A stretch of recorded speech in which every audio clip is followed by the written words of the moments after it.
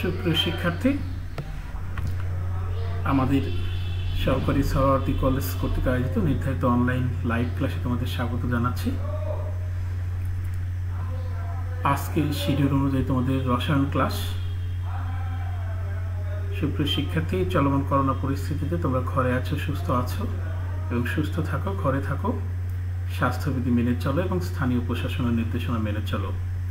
এবং এই পরিস্থিতিতে আমরা শিক্ষা কার্যক্রম চলমান রাখার জন্য সরকারি সরোয়ার্দী কলেজের সুযোগ্য অধ্যক্ষ মহোদয় অনলাইন লাইভ ক্লাসের আয়োজন করেছেন। তোমরা যেন পিছিয়ে না পড়ো, এই জন্য আমাদের এই প্রচেষ্টা। সুপ্রিয় শিক্ষার্থী, আজকে আমি তোমাদের সাথে আলোচনা করব রসায়নের চতুর্থ অধ্যায় রাসায়নিক পরিবর্তন। রাসায়নিক পরিবর্তনের এর আগে তোমাদের পানির আয়নিক গুণফল, পিএইচ, বাফার দ্রবণের ক্রিয়াকৌশল, এই বিষয়গুলো নিয়ে আলোচনা করেছি।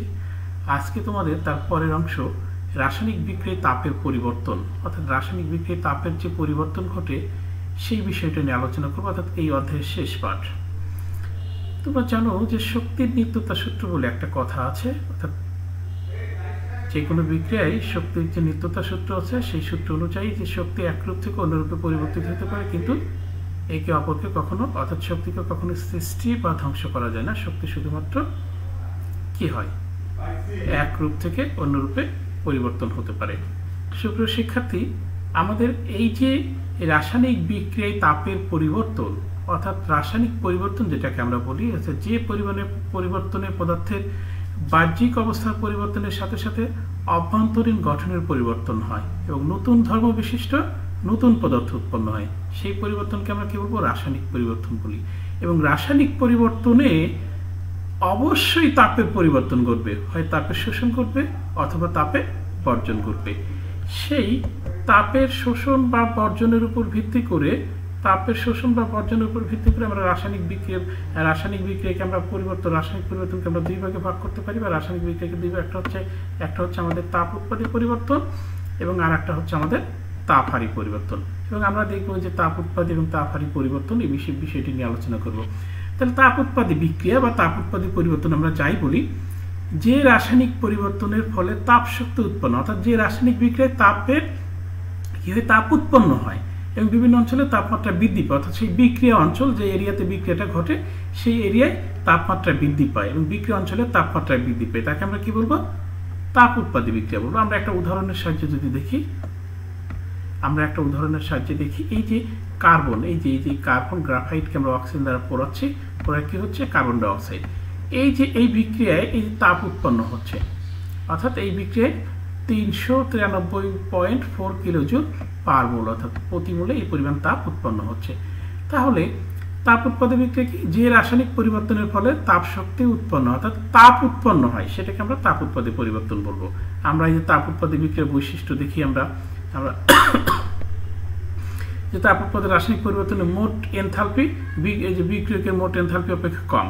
তাহলে অর্থাৎ তাপ রাসায়নিক বিক্রিয়ায় যদি রাসায়নিক পরিবর্তন উৎপাদের মোট এনথালপি, অর্থাৎ উৎপাদের মোট এনথালপি এইচপি এবং বিক্রিয়কের মোট এনথালপি অপেক্ষা কম, তাহলে সেটা তাপ উৎপাদী বিক্রিয়া। এবং তাপ উৎপাদী বিক্রিয়ার ক্ষেত্রে কিন্তু ডেলএইচের যে মানটা কি হয়, ঋণাত্মক হয়, ডেলএইচের মান ঋণাত্মক হয় তাপ উৎপাদী বিক্রিয়ার ক্ষেত্রে। তাহলে শিক্ষার্থীরা আমরা কি বুঝলাম, যে তাপ উৎপাদী বিক্রিয়া হচ্ছে কি, যে রাসায়নিক বিক্রিয়ায় তাপ উৎপন্ন হয় সেই বিক্রিয়াকে আমরা কি বলবো, তাপ উৎপাদী বিক্রিয়া। তাহলে এবার আসি আমরা তাপহারী বিক্রিয়া, ঠিক উল্টা, অর্থাৎ যে রাসায়নিক পরিবর্তন বা যে রাসায়নিক বিক্রিয়ায় তাপের শোষণ ঘটে এবং ওই অঞ্চলের তাপমাত্রা হ্রাস পায়, তাকে আমরা কি বলবো, তাপহারী বিক্রিয়া বলবো। যেমন আমরা এই বিক্রিয়াতে আমরা যদি ক্যালসিয়াম কার্বনেটকে তাপে বিয়োজিত করার সময় তাপ দিতে হয় এবং সেখানে যে 178 কিলোজুল পার মোল তাপ শোষিত হয়, অর্থাৎ এই 1 মোল পরিমাণ ক্যালসিয়াম কার্বনেটকে তাপ দিলে আমরা এই যে 1 মোল ক্যালসিয়াম অক্সাইড এবং কার্বন ডাই অক্সাইড উৎপন্ন হয়, কিন্তু এই বিক্রিয়ায় তাপ শোষিত হয় হচ্ছে এই যে 178 কিলোজুল পার মোল তাপ উৎপন্ন। তাপহারী বিক্রিয়ার বৈশিষ্ট্য কি, ওখানে আমরা হচ্ছে উৎপাদের মোট এনথালপি বিক্রিয়কের মোট এনথালপি কম ছিল, এখানে হবে বেশি। তাহলে এখানে উৎপাদের মোট এনথালপি বিক্রিয়কের মোট এনথালপি অপেক্ষা বেশি। এই যে যতটুকু বেশি, সেই বেশি হওয়ার জন্য সেই তাপটুকুই সে শোষণ করে পরিবেশ থেকে। তাহলে এবং এই ক্ষেত্রে কিন্তু ডেলএইচের মান ধনাত্মক। তাহলে আমরা কি দেখলাম, তাপ উৎপাদী বিক্রিয়ার ক্ষেত্রে ডেলএইচের মান ঋণাত্মক এবং তাপহারী বিক্রিয়ার ক্ষেত্রে ডেল এইচ এর মান ধনাত্মক। আমরা একটা চিত্রের সাহায্যে আমরা দেখালাম। তাহলে আমরা এই তাপ রসায়নের শুরুতেই আমরা দুইটা জিনিস যেটা দেখে নিলাম, যে রাসায়নিক বিক্রিয়ায় তাপের পরিবর্তন অবশ্যই ঘটবে, হয় তাপের শোষণ ঘটবে অথবা তাপ উদ্গীরিত হবে। এই বৈশিষ্ট্যের উপর ভিত্তি করে আমরা এই রাসায়নিক বিক্রিয়াকে দুই ভাগে ভাগ করেছি, একটা হচ্ছে তাপ উৎপাদী বিক্রিয়া আর একটা হচ্ছে তাপহারী বিক্রিয়া। তাহলে অভ্যন্তরীণ শক্তি কি? আর অভ্যন্তরীণ শক্তি হচ্ছে একটি পদার্থ যে শক্তিটাকে ধারণ করে তার ভিতরে যে শক্তিটুকু সঞ্চিত থাকে সেই শক্তিটাকে আমরা কি বলবো? অভ্যন্তরীণ শক্তি বলবো। এই যে কোনো বস্তুতে সঞ্চিত উভয় প্রকার শক্তি, তাহলে কি থাকে? অভ্যন্তরীণ স্থিতিশক্তি বা অভ্যন্তরীণ গতিশক্তি। তাহলে পদার্থের মধ্যে কিন্তু দুই ধরনের শক্তি থাকে, গতিশক্তিও থাকে অভ্যন্তরীণ, স্থিতিশক্তিও থাকে অভ্যন্তরীণ। এই দুইটার যোগফলটাকে আমরা কি বলবো? অভ্যন্তরীণ শক্তি। একে ইউ দ্বারা প্রকাশ করে, এখনও সেটাকে ই দ্বারাও প্রকাশ করা হয়। তাহলে আমরা অভ্যন্তরীণ শক্তি দেখলাম। তাহলে পদার্থের গঠন প্রকৃতি, চাপ, তাপমাত্রার উপর তার অভ্যন্তরীণ শক্তি নির্ভরশীল। তাহলে পদার্থের অভ্যন্তরীণ শক্তি কার উপর নির্ভরশীল? এই যে পদার্থের গঠন প্রকৃতি, চাপ, তাপমাত্রার উপর তার অভ্যন্তরীণ শক্তি সম্পূর্ণরূপে নির্ভরশীল। প্রিয় শিক্ষার্থী, আমরা এরপরে আসি এনথালপি। এনথালপি হচ্ছে ধৃততাপ। এনথালপিটা কোথা থেকে আসছে? গ্রিক শব্দ এনথালপিয়ান থেকে এনথালপি শব্দটি এসেছে। এবং এই যে এনথালপি হচ্ছে একটা বিক্রিয়াতাপ। এবং এনথালপি সাধারণত স্থির চাপে, যে স্থির চাপে তাপ শক্তির পরিমাণ, অভ্যন্তরীণ শক্তি বৃদ্ধি এবং আয়তন বৃদ্ধিজনিত যে কাজ হয় তার যোগফল বলা যাবে এনথালপি। তাহলে আমরা প্রথমে এর সংজ্ঞাটা করে নিই, যে এনথালপির সংজ্ঞা হচ্ছে স্থির চাপে, এই যে স্থির চাপে কোনো সিস্টেমের অভ্যন্তরীণ শক্তির সাথে, এই যে সিস্টেমের অভ্যন্তরীণ শক্তি, এই যে এনথালপিকে আমরা কি দ্বারা প্রকাশ করছি? এইচ দ্বারা প্রকাশ করছি। তাহলে কি এই এনথালপি সমান অভ্যন্তরীণ শক্তি যোগ ওই সিস্টেমের চাপ এবং আয়তনের গুণফল, এই দুটার গুণফলের যোগফল। তাহলে অভ্যন্তরীণ শক্তির সাথে ওই সিস্টেমের চাপ ও আয়তনের গুণফল যোগ করলে সেটা কি হয়? যে সমীকরণটা আমরা পাচ্ছি সেটা হচ্ছে এনথালপি, অর্থাৎ এনথালপিকে এইচ দ্বারা প্রকাশ করে। তাহলে আমরা এখানে দেখতে পাচ্ছি ঠিকই যে স্থির চাপে কোনো সিস্টেমের অভ্যন্তরীণ শক্তির সাথে সিস্টেমের চাপ ও আয়তনের গুণফল শক্তি যোগ করলে যে মোট শক্তি হয় তাকে আমরা সিস্টেমের অভ্যন্তরীণ এনথালপি বা ধৃততাপ বলে। আমি বলেছি যে এনথালপি শব্দটি গ্রিক শব্দ এনথালপিয়ান হতে এসেছে। এনথালপিয়ান তার অর্থ হচ্ছে টু অরমিন, অর্থাৎ এনথালপি এখান থেকে অরমিন অর্থাৎ ধৃততাপ, অর্থাৎ এনথালপিকে ধৃততাপ বলা হচ্ছে। তাহলে এই এনথালপিয়ান গ্রিক শব্দ থেকে এখানে এসেছে। তাহলে আমরা দেখলাম যে এই এনথালপি কি, আশা করি তোমরা বুঝতে পেরেছ।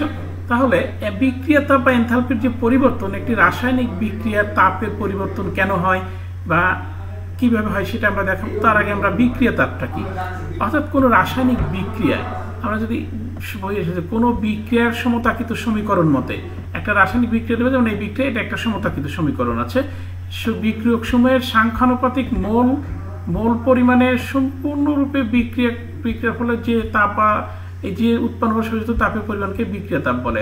আমরা সহজ কথাই বলতে পারি যে একটি রাসায়নিক বিক্রিয়ায় তাপের যে পরিবর্তন ঘটে সেই পরিবর্তনটা কিন্তু কি করতে পারে? তাপের পরিবর্তন কিন্তু দুই ধরনের। এই যে এখানে ডেল এইচ এর মান ঋণাত্মক হয়েছে, তার মানে এখানে তাপ উদ্গীরিত হয়েছে। এটা যদি পজিটিভ হতো, ধনাত্মক হতো, তাহলে তাপ উৎপন্ন হতো। অর্থাৎ একটা রাসায়নিক বিক্রিয়ায় তাপের যে পরিবর্তন ঘটে সেইটাকেই আমরা কি বলবো? বিক্রিয়াতাপ। তাহলে সেটার জন্য কিন্তু আমাদের সমতাকৃত সমীকরণ লাগবে। এই জন্য বলা হয়েছে কোনো বিক্রিয়ার সমতাকৃত সমীকরণ হতে বিক্রিয়ক সমূহের সাংখ্যানুপাতিক মোল পরিমাণে সম্পূর্ণরূপে বিক্রিয়ার ফলে উৎপন্ন বা শোষিত তাপের পরিমাণকে বিক্রিয়াতাপ বলা হয়। যেহেতু প্রায় বিক্রিয়া স্থির চাপে ঘটে, তাই বিক্রিয়া এনথালপির পরিবর্তে ডেল এইচ, অর্থাৎ বিক্রিয়াতাপকে আমরা এনথালপিতেও প্রকাশ করতে পারি। কারণ বিক্রিয়া যদি স্থির চাপে ঘটে তাহলে স্থির চাপে বিক্রিয়াতাপই কিন্তু আমাদের এনথালপিটা হচ্ছে স্থির চাপে বিক্রিয়াতাপ। তাহলে বিষয়টা ক্লিয়ার হয়েছে তোমাদের যে বিক্রিয়াতাপটা কি। তাহলে এইখান থেকে আমরা একটা প্রমাণ করব যে এই যে আমি বললাম যে স্থির চাপে বিক্রিয়াতাপ যে এনথালপি পরিবর্তনের সমান, এই যে স্থির চাপে বিক্রিয়াতাপ সিস্টেমের এনথালপি পরিবর্তনের সমান, এইটা আমরা একটু প্রমাণ করে দেখি। তাহলে আমরা মনে করি যে স্থির চাপে নির্দিষ্ট ভরের কোনো গ্যাসের কিউপি পরিমাণ তাপ প্রয়োগ করা হলো। তাহলে কোনো গ্যাসে যদি আমরা এই যে এই কিউপি, যে আমরা কেন কি পি দিয়েছি, এই পি দেওয়ার কারণ হচ্ছে স্থির চাপে কোনো নির্দিষ্টভাবে কোনো গ্যাসের উপর আমরা এই যে কিউপি পরিমাণ তাপ আমরা প্রয়োগ করলাম। এই তাপ কিন্তু হারিয়ে যাবে না, এই তাপ দুইটা কাজে ব্যয়িত হবে। যেহেতু গ্যাসে তাই ব্যয়িত হবে কি গ্যাসের অভ্যন্তরীণ শক্তি, অর্থাৎ গ্যাসের অণুগুলোর গতিশক্তি বৃদ্ধি পাবে, গ্যাসের অভ্যন্তরীণ শক্তি বৃদ্ধি পাবে এবং আমরা স্থির চাপ রেখে তাপ দিচ্ছি এবং গ্যাসের আয়তন বৃদ্ধিজনিত কিছু কাজ সম্পন্ন করবে। তাহলে এই যে শোষিত তাপ, এই শোষিত তাপ কিন্তু দুটি অংশে ব্যয়িত হবে। এই যে গ্যাসের অভ্যন্তরীণ শক্তি বৃদ্ধির জন্য একটা অংশ ব্যয়িত হবে, আর একটা হচ্ছে গ্যাসের আয়তন বৃদ্ধিজনিত কাজ। তাহলে আয়তন বৃদ্ধি হচ্ছে পি ডেল ভি, দুটোর যোগফল। তাহলে আমরা কি লিখতে পারি, এই যে Q P is equal to del U, এই ইউটা কিন্তু ডেল ই তোমাদের বই আছে, del E plus P del V. এখন কথা হলো এই যে ডেল ই, এইটা অভ্যন্তরীণ শক্তি বৃদ্ধি আর এইটা হচ্ছে আয়তন বৃদ্ধিজনিত কাজ। তাহলে স্থির চাপে সংঘটিত কোনো বিক্রিয়ার বিক্রিয়ক সময়কার এনথালপি এইচ আর, এবং অর্থাৎ আমরা যদি এই এইচ আর রিয়াক্ট্যান্টের অর্থাৎ বিক্রিয়কেরটা যদি এইচ আর ধরি, বা এখানে আমরা এইচ ওয়ানও ধরতে পারতাম, উৎপাদেরটা আমরা কি এইচ পি ধরছি অর্থাৎ প্রোডাক্টের। তাহলে ডেল এইচ এর মানটা কি, ডেল এইচ কিভাবে প্রকাশ করে, ডেল এইচ হচ্ছে এই যে বিক্রিয়কের এনথালপি, উৎপাদের এনথালপি বিয়োগ বিক্রিয়কের এনথালপি, অর্থাৎ এই যে বিক্রিয়ক শোষিত মোট তাপ স্থির তাপমাত্রা চাবে। তাহলে এইচ পি এইটার ক্ষেত্রে আমাকে লিখতে হবে U plus P del V বা E plus P del V, U plus P del V. এই যে এইচ এর মান আমরা আগে দেখে আসছি, বসাই। তাহলে আমরা এই ব্র্যাকেট তুলে দিয়ে, তাহলে এই যে এইটা যখন ব্র্যাকেট তুলে দেবে তখন আমরা এই যে ইউপি মাইনাস ইউ আর, অর্থাৎ তাহলে এর কি আসবে ডেল ইউ, আর এখানে আমরা পি যখন কমন নেব তাহলে ভিপি মাইনাস ভি আর, তাহলে পি ডেল বি। তাহলে P del V U plus P del V এইটার সমান এই যে তাপগতিবিদ্যার সূত্র অনুসারে ডেল কিউ। তার মানে কি স্থির চাপে বিক্রিয়া তাপ, এই যে এনথালপির পরিবর্তন আর এই যে বিক্রিয়া তাপ, অর্থাৎ তাহলে আমরা কি যাচ্ছি যে স্থির চাপে বিক্রিয়া তাপ এনথালপি পরিবর্তনের সমান। এটা প্রমাণিত, আশা করছি এটা বুঝতে পেরেছ। তাহলে এই এনথালপি পরিবর্তনের তাৎপর্যটা কি, এনথালপি পরিবর্তনের তাৎপর্যটা কি, এই যে বিক্রিয়ক এবং উৎপাদ কঠিন ও তরল হয়, আয়তনের পরিবর্তন অতি নগণ্য হবে। আমরা দেখি যে ডেল এইচ এবং ডেল ইউ হয়, যখন ডেল এইচ ডেল ইউ হয় তখন পি ডেল ভি সমান 0, ডেল ভি সমান 0, অর্থাৎ এটা সম্ভব যদি আবদ্ধ পাত্রে বিক্রিয়া ঘটানো এবং আয়তন পরিবর্তন না ঘটে। তখন কি হবে, বিক্রিয়ক উৎপাদ কঠিন ও তরল হয় এবং আয়তনের পরিবর্তন নগণ্য হয়, এবং গ্যাসীয় বিক্রিয়ায় বিক্রিয়ক এবং উৎপাদের মোল সংখ্যা কি থাকে, সমান থাকে।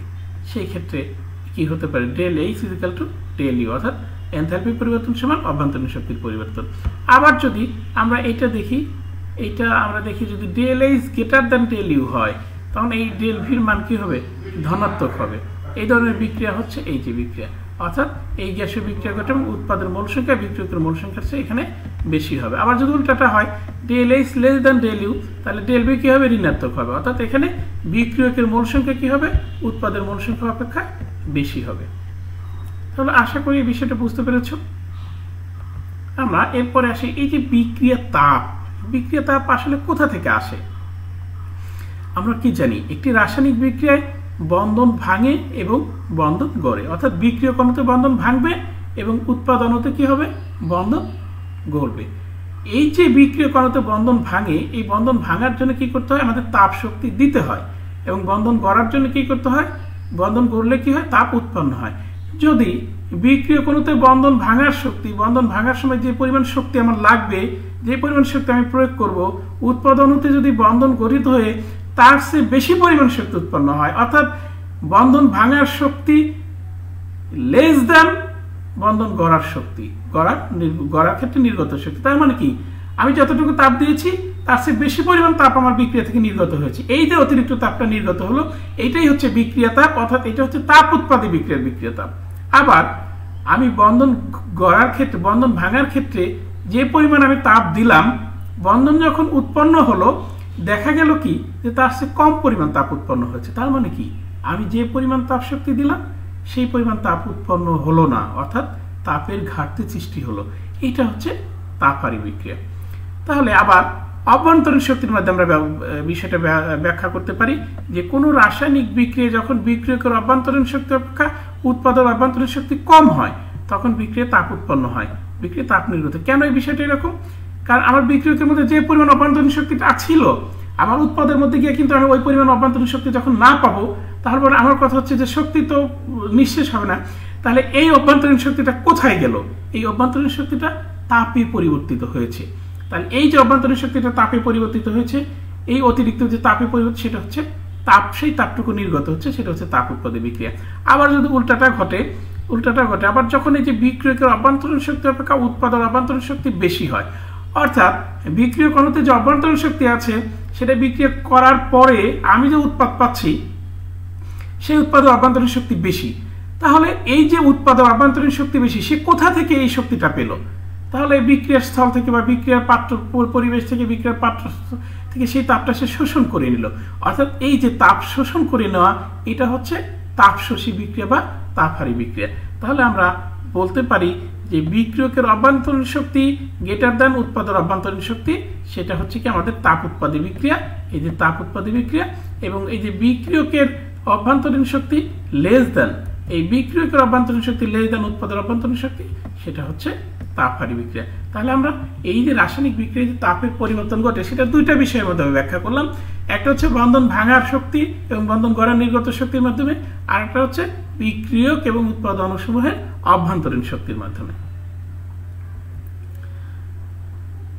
এখন আমরা একটা বিষয় দেখব যে এই তাপ রাসায়নিক সমীকরণটা কিভাবে লিখতে হয়। আমরা যখন একটি রাসায়নিক বিক্রিয়া লিখি তখন কিন্তু আমরা ভৌত অবস্থা না লিখলেও আমরা অনেক সময় লিখি না, কিন্তু আমি যখন তাপ রাসায়নিক বিক্রিয়া লিখব তখন কিন্তু আমার এই যে এই ভৌত অবস্থাগুলো দিতে হবে, যেমন হাইড্রোজেন গ্যাস, এই যে অক্সিজেন গ্যাস এবং এই যে পানি লিকুইড, আবার এই যে কার্বন এখানে কঠিন, অক্সিজেন গ্যাস উৎপন্ন কার্বন ডাইঅক্সাইড গ্যাস, এই যে এই ভৌত অবস্থা তাপ রাসায়নিক সমীকরণ লেখার সময় ভৌত অবস্থা উল্লেখ করতে হবে।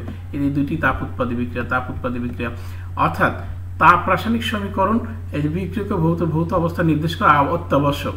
তাহলে আমাদের মনে রাখতে হবে আমরা যখন তাপ রাসায়নিক সমীকরণ লিখবো এই অধ্যায়ে তখন কিন্তু আমাদের এই যে ভৌত অবস্থা নির্দেশ করা অত্যাবশ্যক।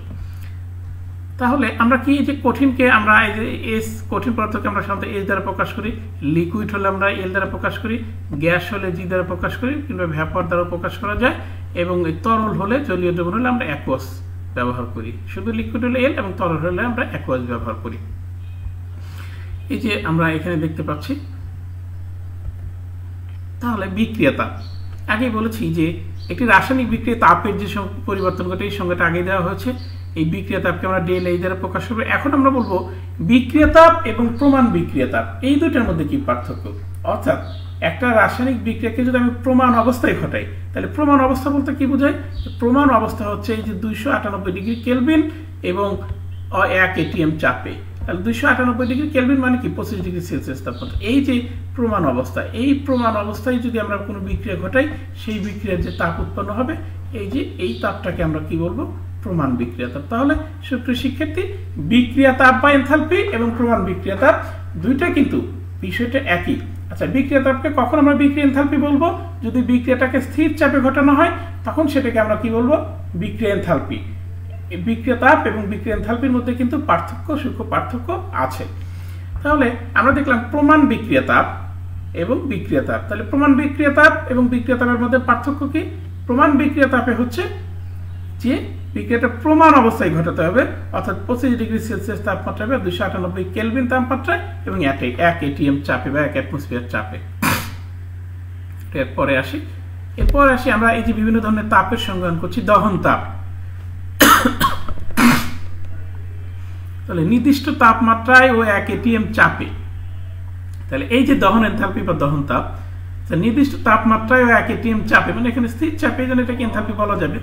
1 ATM চাপে অর্থাৎ কোনো পদার্থকে বায়ুর কোনো পদার্থের 1 মোলকে, অবশ্যই এখানে 1 মোলকে, কারণ আমরা যখন কোনো বিক্রিয়ার কোনো পদার্থের দহন তাপ বের করব মোল পার কিলোজুল পার মোল বলবো বা ক্যালোরি পার মোল বলবো, তাহলে অর্থাৎ নির্দিষ্ট তাপমাত্রায় ও 1 ATM চাপে।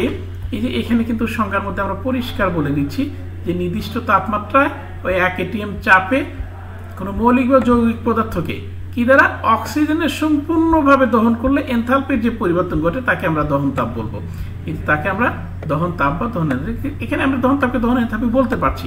কেন বলতে পারছি? কারণ আমার এই যে চাপটা স্থির, চাপ স্থির থাকলে আমরা দহন তাপকে দহন এনথালপি বলবো। যেমন আমরা এই যে এখানে বেনজিনের দহন তাপটা আমরা দেখি যে 1 মোল বেনজিনকে পোড়াতে 7.5 মোল অক্সিজেন লাগে এবং 6 মোল কার্বন ডাইঅক্সাইড 3 মোল পানি উৎপন্ন হয়। এই বিক্রিয়া হচ্ছে 3268। অর্থাৎ যে কোনো পদার্থের 1 মোলকে বায়ুর অক্সিজেন দ্বারা সম্পূর্ণরূপে দহন করলে তাপের যে পরিবর্তন ঘটে তাকে আমরা কি বলবো? দহন এনথালপি বলবো। হ্যাঁ, দহন এনথালপি কিন্তু সবসময় তাপ উৎপাদে বিক্রিয়া। একটা ক্ষেত্রে ব্যতিক্রম আছে, তোমরা জানো যে নাইট্রোজেন এবং অক্সিজেনের দহন হয়, তখন সেটা হচ্ছে কি নাইট্রিক অক্সাইড হয়, সেটা হচ্ছে তাপ হারি বিক্রিয়া, এটা একটা ব্যতিক্রম। তাছাড়া সাধারণত দহন তাপ, দহন বিক্রিয়া, তাপ উৎপাদে বিক্রিয়া। আমরা এবার আসি দ্রবণ তাপ। অর্থাৎ আমরা জানি যে আমরা যখন এই পবিত্র রমজান মাসে তোমরা যখন শরবত তৈরি করো, অর্থাৎ পানিতে কোনো দ্রবকে দ্রবীভূত করো, অর্থাৎ দ্রাবকে দ্রব যোগ করে দ্রবণ তৈরি করো, তখন কি তোমরা যখন গ্লুকোজের শরবত বানাও, তখন দেখো কি যে গ্লাস সহ শরবতটা ঠান্ডা হয়ে যায়, অর্থাৎ ওই দ্রবণটা ঠান্ডা হয়ে যায়। কিন্তু যখন ডিটারজেন্ট পাউডার পানিতে দেওয়া হয় বা চুন দেওয়া, তখন পানিটা গরম হয়ে যায়।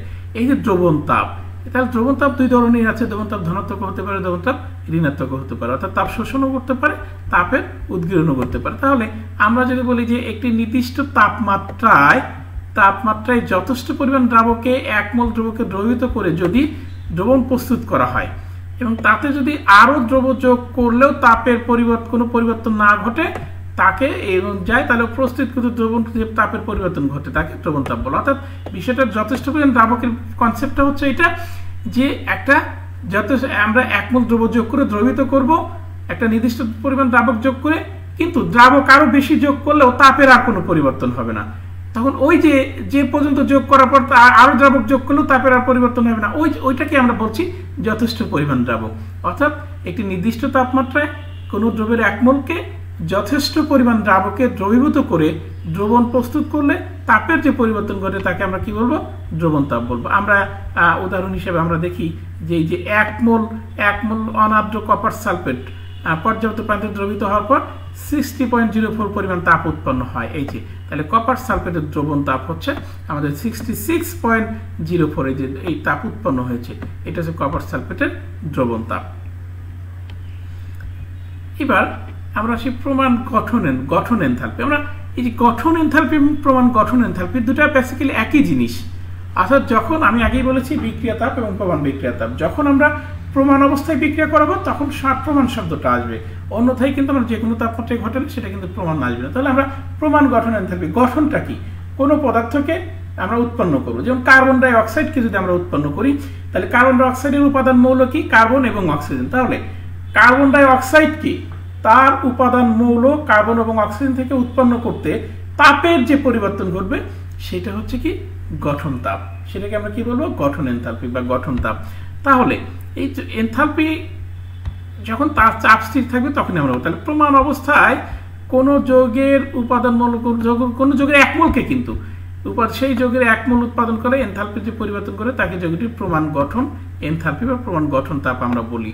চাপ স্থির থাকলে এনথালপি বলি। তাহলে এই যে আমরা এটা খেয়াল করি যে 25 ডিগ্রি সেলসিয়াস তাপমাত্রায় এই যে কার্বন এবং অক্সিজেন এই দুইটার বিক্রিয়ায় 1 মোল কার্বন ডাই অক্সাইড যখনই আমরা উৎপন্ন করছি, তখন এই বিক্রিয়ায় তাপ উৎপন্ন হয়েছে কতটুকু? 393.5। অর্থাৎ এইটা হচ্ছে তার কার্বন ডাই অক্সাইডের গঠন তাপ। তাহলে গঠন তাপ হচ্ছে হিট অফ ফরমেশন, এটা সমান কি? এখানে ছিল কার্বন ডাই অক্সাইডের গঠন এনথালপি, অর্থাৎ এখানে আমরা যেটা বুঝাতে চাইছি যে উৎপাদের গঠন এনথালপি বিয়োগ বিক্রিয়ক সমূহের গঠন এনথালপি। বিক্রিয়ক কি আছে? কার্বনের এনথালপি আছে আর অক্সিজেনের এনথালপি আছে। তাহলে এইটাকে আমরা কি দ্বারা প্রকাশ করছি? এই যে অর্থাৎ হিট অফ ফরমেশন। তাহলে প্রমাণ গঠন এনথালপি বা গঠন এনথালপি। তাহলে গঠন তাপ কি? কোনো পদার্থের 1 মোলকে তার উপাদান মৌল থেকে উৎপন্ন করতে তাপের যে পরিবর্তন ঘটে সেটাকে আমরা কি বলবো? প্রমাণ গঠন এনথালপি। এরপর আমরা আসি প্রশমন তাপ। আমরা প্রশমন তাপ দেখি, আমরা প্রশমন বিক্রিয়াটা কি? অর্থাৎ অ্যাসিড এবং ক্ষার, অর্থাৎ 1 মোল অ্যাসিড এবং 1 মোল ক্ষারের বিক্রিয়ায় 1 মোল পানি উৎপন্ন হতে যে পরিমাণ তাপের উদ্ভব ঘটে বা তাপে, এখানে প্রশমন তাপ কিন্তু তাপ উৎপাদী বিক্রিয়া। অর্থাৎ আমরা এভাবে বলতে পারি যে 1 মোল অ্যাসিড এবং 1 মোল ক্ষার দুইটা বিক্রিয়া করে যে প্রশমন বিক্রিয়া ঘটবে, এই বিক্রিয়ায় 1 মোল পানি উৎপন্ন হতে, এই যে 1 মোল পানি উৎপন্ন, যেমন এখানে আমরা একটা প্রশমন বিক্রিয়া দেখিয়েছি HCl এবং সোডিয়াম হাইড্রোক্সাইড, আর হাইড্রোক্লোরিক অ্যাসিড এবং সোডিয়াম হাইড্রোক্সাইড, এই বিক্রিয়ায় যে লবণ পানি উৎপন্ন হয়, তাহলে এই যে 1 মোল পানি উৎপন্ন হতে আমরা দেখতে পাচ্ছি তাপ উৎপন্ন হচ্ছে কতটুকু? -57.34 কিলোজুল। অর্থাৎ এইটা হচ্ছে প্রশমন তাপ, এই বিক্রিয়া প্রশমন তাপ। কিন্তু একটা বিষয় লক্ষ্য করো, সকল তীব্র অ্যাসিড, এটা একটা তীব্র অ্যাসিড এবং এটা হচ্ছে একটা তীব্র ক্ষার, সকল তীব্র অ্যাসিডের এই প্রশমন তাপ হচ্ছে ধ্রুবক। যেমন 25 ডিগ্রি সেলসিয়াস তাপমাত্রায় 1 মোল পরিমাণ লঘু HCl কে 1 মোল পরিমাণ লঘু এই যে সোডিয়াম হাইড্রোক্সাইডের সাথে বিক্রিয়া করলে 57.34 কিলোজুল তাপ উৎপন্ন হয় এবং এই যে তাপটা এইটা কিন্তু একেবারে কি এটা কিন্তু সম্পূর্ণরূপে ধ্রুবক হবে। তীব্র অ্যাসিড এবং তীব্র ক্ষারের প্রশমন তাপ ধ্রুবক। কেন ধ্রুবক সেটা আমি ব্যাখ্যা করছি। তাহলে প্রশমন তাপ কি, যে আমরা যে সাধারণ কক্ষ তাপমাত্রায় কি সাধারণ তাপমাত্রায় অ্যাসিড এবং ক্ষারের বিক্রিয়ায় 1 মোল পরিমাণ পানি উৎপন্ন হতে যে পরিমাণ তাপের পরিবর্তন ঘটে, এখানে আমরা তাপের উদ্ভব ঘটতে বলতে পারি কারণ প্রশমন বিক্রিয়ায় তাপ উৎপন্ন হয়।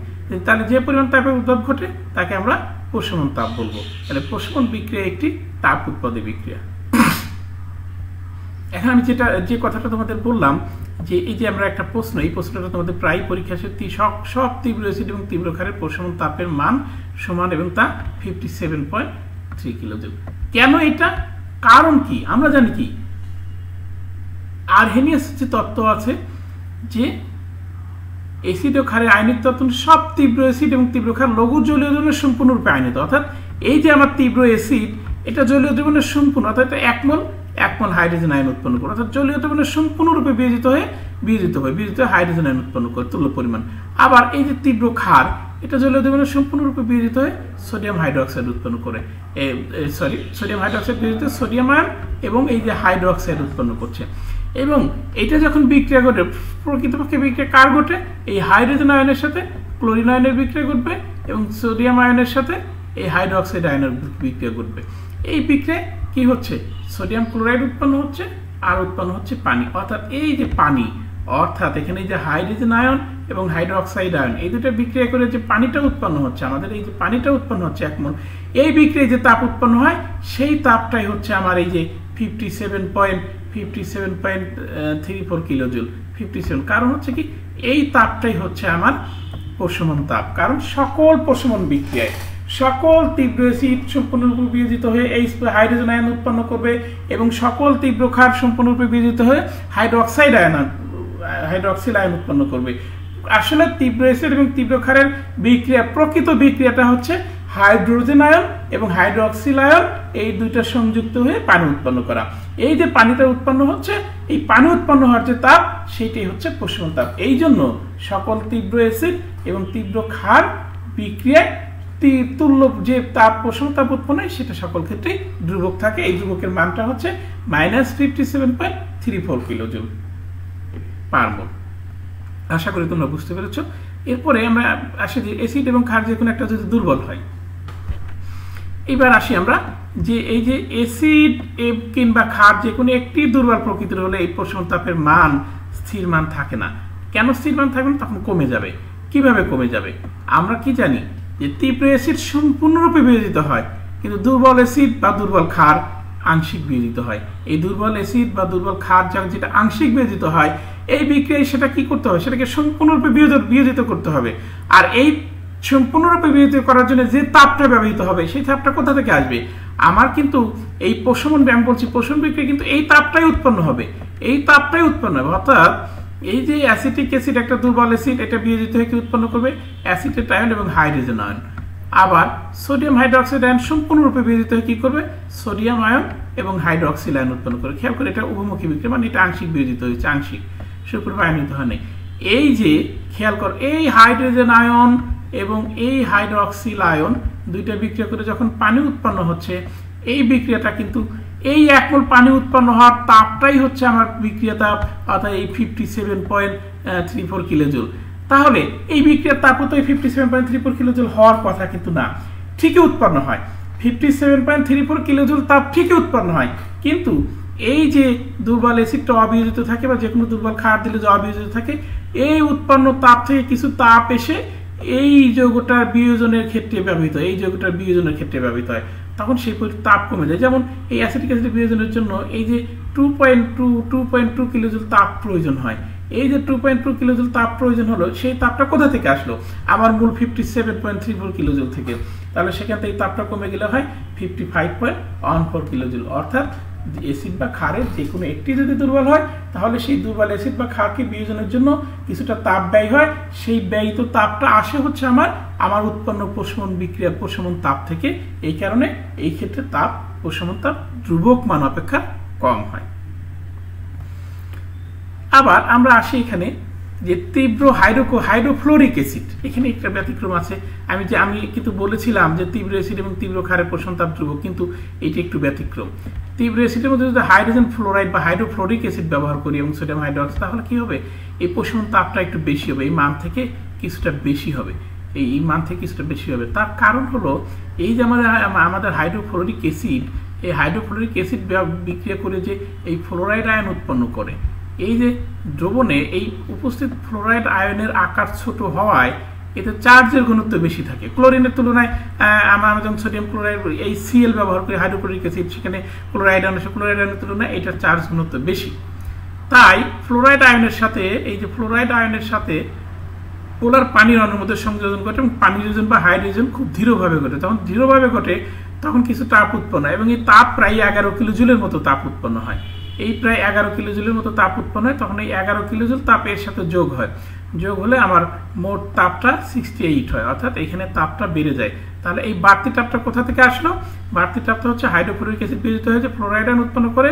এই ফ্লোরাইড আয়নের আকার ছোট হওয়ার কারণে তার সাথে পানি যোজন ঘটে, পানি যোজন ঘটলে সেখানে হাইড্রেশন দীর্ঘ হয়, সেখানে এই যে কিছুটা তাপ বেশি হয়, অর্থাৎ পানির এখান থেকে কিছুটা তাপ উৎপন্ন হয়। অতিরিক্ত কতটুকু হয়? 11 কিলোজুল। সেই 11.something কিলোজুল তাপের সাথে যোগ হলে তখন এই বিক্রিয়ার পোষণ তাপ হয়ে যায় 68.6 কিলোজুল। তাহলে সুপ্রিয় শিক্ষার্থী, এখানে আমরা দেখলাম প্রশমন তাপ কি, প্রশমন তাপ কেন ধ্রুবক, অ্যাসিড বা ক্ষারের একটি দুর্বল হলে কেন ধ্রুবক মান অপেক্ষা কম হয়, এবং হাইড্রোফ্লোরিক অ্যাসিডের ক্ষেত্রে কেন এই মানটা বেশি হয়। আমরা চলে আসছি প্রায় শেষ পর্যন্ত। তাহলে আমরা বিভিন্ন তাপের আমরা সংজ্ঞা দেব, যে ঊর্ধ্বপাতন তাপ তাহলে কি হবে, যে কোনো পদার্থের 1 মোলকে কি কঠিন পদার্থ যায়, যেসব ঊর্ধ্বপাতন কোনটা, যে সকল কঠিন পদার্থকে তাপ দিলে সরাসরি বাষ্পে পরিণত হয় সেটা হচ্ছে ঊর্ধ্বপাতন। তাহলে কোনো কঠিন পদার্থের 1 মোলকে তাপ দিয়ে সরাসরি বাষ্পে পরিণত করতে, সরাসরি বাষ্প, যেমন এই যে 1 মোল কার্বনকে সরাসরি বাষ্পে পরিণত করতে 717 কিলোজুল, তাহলে এটা তার ঊর্ধ্বপাতন তাপ। আবার এই যে 1 মোল পরমাণু, অর্থাৎ 1 মোল পদার্থকে সম্পূর্ণরূপে গ্যাসীয় অবস্থায় পরমাণুতে পরিণত করতে, এই যে ক্লোরিন, 1 মোল ক্লোরিন পরমাণুতে পরিণত, ক্লোরিন অণুকে 1 মোল ক্লোরিন পরমাণুতে পরিণত করতে যে তাপটা লাগবে সেটা হচ্ছে তার পরমাণুকরণ তাপ।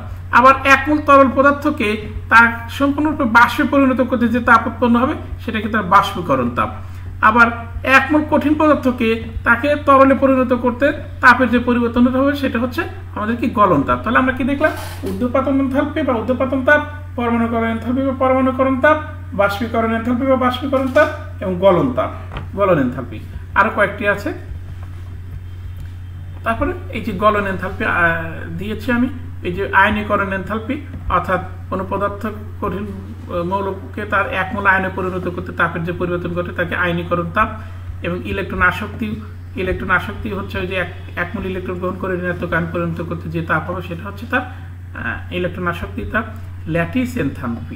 ল্যাটিস এনথালপিটা গুরুত্বপূর্ণ, অর্থাৎ পরস্পর থেকে অসীম দূরত্বে অবস্থিত প্রয়োজনীয় সংখ্যক গ্যাসীয় ধনাত্মক ও ঋণাত্মক আয়নসমূহকে একত্রিত করে যোগের 1 মোল পরিমাণ কঠিন ক্লাস তৈরি করতে যে পরিমাণ তাপ নির্গত হয় সেটাকে আমরা ল্যাটিস এনথালপি। এটা আমরা বলতে পারি যে এই যে পটাশিয়াম আয়ন এবং ক্লোরাইড আয়ন, এটা গ্যাসীয় অবস্থায় অসীম দূরত্বে আছে, তাদেরকে একসাথে করে এই যে আয়নিক যৌগের ক্লাস উৎপন্ন করতে যে পরিমাণ তাপ নির্গত হয়েছে সেটা হচ্ছে তার ল্যাটিস এনথালপি। এগুলো তোমরা বাসায় প্র্যাকটিস করবে এবং প্রত্যেক ক্ষেত্রে উদাহরণ দেবে। আমরা এই তাপ রসায়নের 2টি সূত্র দিয়ে শেষ করব। তাহলে তাপ গতিবিজ্ঞানের 2টি সূত্র আছে, একটা হচ্ছে আমাদের কি সূত্র, একটা হচ্ছে আমাদের এই যে ল্যাভয়েশীয় ল্যাপ্লাসের সূত্র, আর একটা হচ্ছে হেসের সূত্র। আমরা এই যে ল্যাভয়েশীয় ল্যাপ্লাসের সূত্রটা পড়ব। অর্থাৎ একটি বিক্রিয়া, এখানে যেমন এই যে প্রত্যেক ক্রিয়ার সমান বিপরীত প্রতিক্রিয়া আছে, নিউটন সূত্রটা বলে গিয়েছেন, ঠিক একই রকম। অর্থাৎ একটি বিক্রিয়া সামনের দিকে গেলে তাপের যে পরিবর্তন ঘটবে, বিক্রিয়াটা পিছনের দিকে আসলে তাপের পরিবর্তন একই হবে, তবে চিহ্ন বিপরীত। খেয়াল করি আমরা, যেমন এই যে কপারকে অক্সিজেন দ্বারা জারিত করতে, এই যে কপারকে অক্সিজেন দ্বারা জারিত করে আমরা যখন কপার দহন করে কপার অক্সাইড তৈরি করলাম, তখন এই তাপ উৎপন্ন হলো কি আমাদের 157 কিলোজুল পার মোল তাপ উৎপন্ন হলো। কিন্তু এই কপার অক্সাইডকে আমরা বিয়োজিত করে আবার যখন সেই কপার এবং এই অক্সিজেন গ্যাস উৎপন্ন করি, ঠিক একই পরিমাণ তাপ উৎপন্ন হয়েছে। অর্থাৎ নিউটনের 3য় সূত্র কিন্তু এরকম, যে প্রত্যেক ক্রিয়ার সমান ও বিপরীত প্রতিক্রিয়া আছে। ঠিক ল্যাভয়েশীয় ল্যাপ্লাসের সূত্র কিন্তু এইরকম, অর্থাৎ একটি রাসায়নিক বিক্রিয়া সম্মুখ দিকে গেলে, অর্থাৎ বিক্রিয়ক থেকে উৎপাদ হতে তাপের যে পরিবর্তন হয়, ঠিক উৎপাদকে আবার যখন বিক্রিয়কে পরিণত করব তখনও তাপের পরিবর্তন একই হবে, তবে পার্থক্য হচ্ছে চিহ্ন বিপরীত। অর্থাৎ বিক্রিয়ক থেকে উৎপাদ উৎপন্ন করতে যদি তাপ উৎপন্ন হয়, তাহলে উৎপাদ থেকে বিক্রিয়কে আসলে আবার সেই পরিমাণ তাপটুকুই শোষিত হবে। এটা হচ্ছে ল্যাভয়েশিয়ার ল্যাপ্লাসের সূত্র। এরপর আসে আমরা হেসের সূত্র। হেসের সূত্রকে বলা হয় তাপমাত্রা ধ্রুব তাপ সমষ্টির সূত্র। এখানে হচ্ছে কি যে যদি কোনো রাসায়নিক বিক্রিয়ার প্রারম্ভিক এবং শেষ অবস্থা স্থির থাকে, অর্থাৎ বিক্রিয়ক এবং উৎপাদ একই থাকে, তাহলে বিক্রিয়াটি এক ধাপে ঘটুক না একাধিক ধাপে ঘটুক, বিক্রিয়া তাপ সর্বদা সমান থাকে, অর্থাৎ কিন্তু পথের উপর নির্ভর করে। অর্থাৎ একটি রাসায়নিক বিক্রিয়ার বিক্রিয়ক এবং উৎপাদ যদি স্থির থাকে, যেমন এই যে এই বিক্রিয়া আমাদের প্রারম্ভিক অবস্থায় বিক্রিয়ক হচ্ছে এ এবং উৎপাদ হচ্ছে আমাদের সি, অর্থাৎ এই বিক্রিয়ক এবং উৎপাদ যদি স্থির থাকে তাহলে বিক্রিয়াটি দেখো এখানে এ থেকে সরাসরি এখানে আমাদের সি হয়েছে, আর এটা দুই ভাবে হয়েছে, এ থেকে প্রথমে বি হয়েছে, আবার এই বি থেকে সি হয়েছে, দুই ধাপে। তাহলে আমরা এই যে ডেল এইচ, এই ডেল এইচটা কিন্তু এই ডেল এইচ ওয়ান কিন্তু কি হবে, এই ডেল এইচ টু আর ডেল এইচ থ্রি এই দুইটার যোগফলের সমান। এটা এক ধাপে ঘটেছে আর এটা দুই ধাপে ঘটেছে। আমরা কি বলছি, উৎপাদ এক ধাপে ঘটুক বিক্রিয়াটি, আর একাধিক ধাপে ঘটুক। একাধিক ধাপে ঘটলে যে মোট বিক্রিয়া তাপ হলো এইটা কিন্তু সমান। অর্থাৎ একটি রাসায়নিক বিক্রিয়ায় বিক্রিয়ক এবং উৎপাদ যদি স্থির থাকে তাহলে বিক্রিয়াটি এক ধাপেই ঘটুক আর একাধিক ধাপেই ঘটুক, তাপের পরিবর্তন সর্বদা সমান থাকবে। এই হচ্ছে হেসের সূত্র, এবং আশা করি তোমরা বুঝতে পারছো। তোমাদের সবাইকে ধন্যবাদ। পরের ক্লাসে আমি অঙ্কগুলো করিয়ে দেব। সবাই ভালো থাকো, সুস্থ থাকো, পরবর্তীতে আবার দেখা হবে।